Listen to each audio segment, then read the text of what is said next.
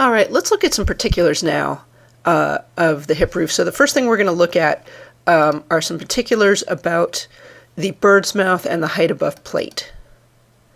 So I have a close-up view here of our jacks, which are commons, with the Birdsmouth. And then notice the Birdsmouth here on the hip rafter. The hip rafters have a totally different geometry.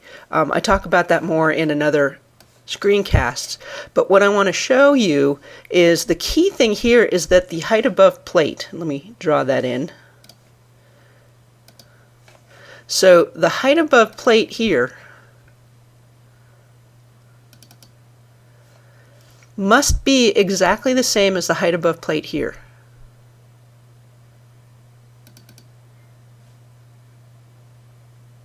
So those are the key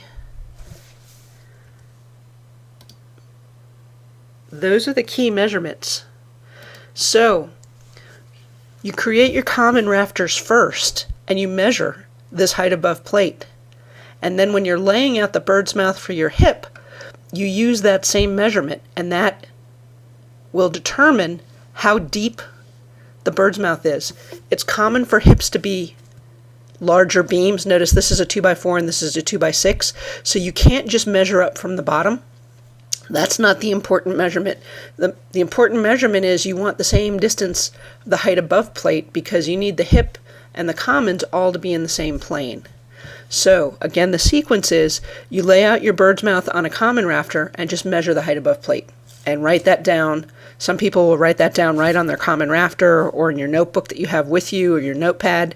And then when it comes time to lay out your hip, you go back to that measurement and you measure down from the top. And notice the measurement is along the plumb, because any measurements for hip and gable roofs are vertical or horizontal when we're talking about overall height, because this is a vertical height.